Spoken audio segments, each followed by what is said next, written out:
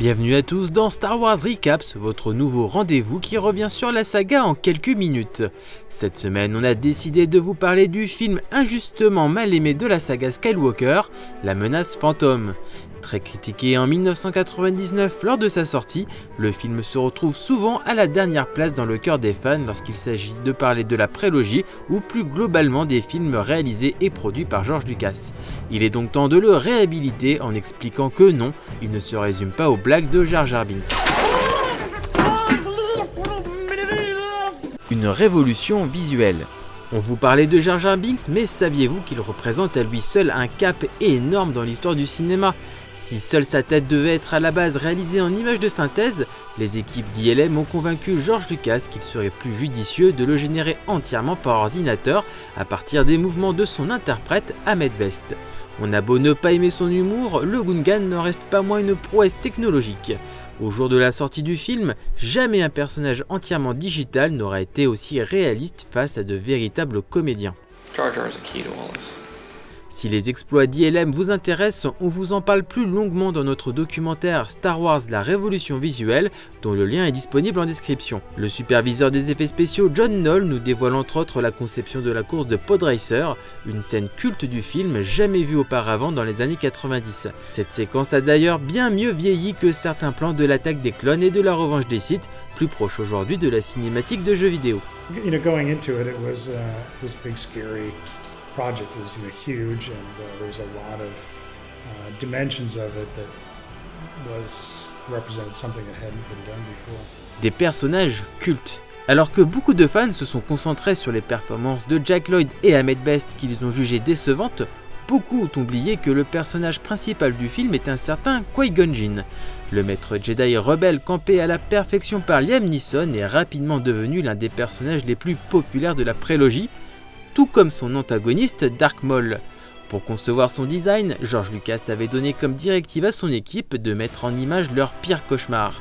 Le résultat est tellement réussi que Dark Maul est toujours d'actualité aujourd'hui, avec plusieurs apparitions dans les nouvelles productions de Lucasfilm, sans compter les milliers de produits dérivés à son effigie. Enfin, nous aurons notre revanche. Enfin, même si ces derniers reviennent dans les épisodes suivants, La Menace Fantôme aura toujours le mérite de nous révéler Nathalie Portman en Padmé Amidala, mais surtout Ewan McGregor avec une interprétation d'Obi-Wan Kenobi devenue aussi populaire que celle d'Alec Guinness. Vous dites que je suis prêt à affronter les épreuves et j'en suis très heureux.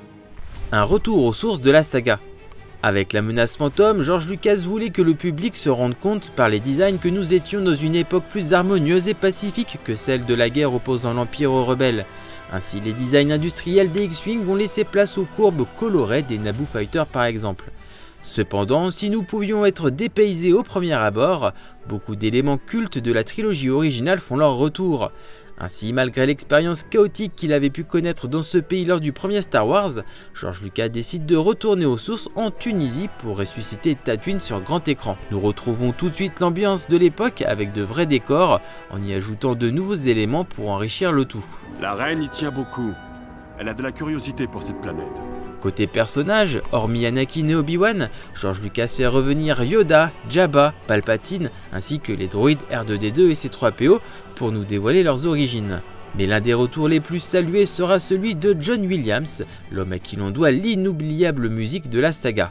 Bien heureux de retrouver cet univers également, le compositeur livrera ce qui reste aujourd'hui l'un des meilleurs, si ce n'est le meilleur morceau de cette trilogie, Duel of the Fates.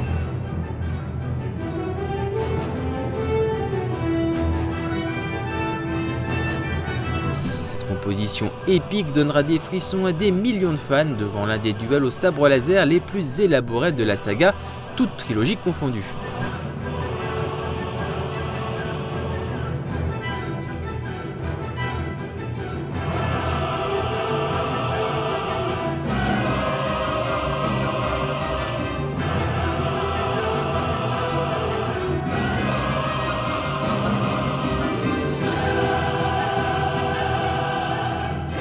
Alors oui, La Menace Fantôme n'est pas un film parfait, l'humour de Jar Jar ne tombe pas forcément à pic, et la direction des acteurs aurait pu être bien meilleure. On est touché, R2 !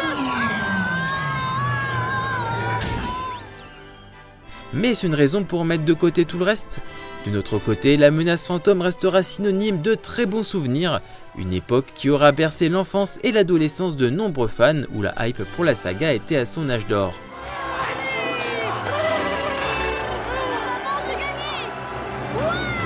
On espère ainsi que ce petit récapitulatif vous donnera une meilleure image que vous en aviez du vilain petit canard de la saga, et on vous dit à très vite pour un prochain épisode de Star Wars Recaps.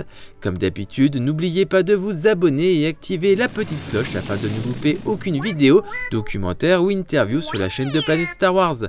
Allez, salut!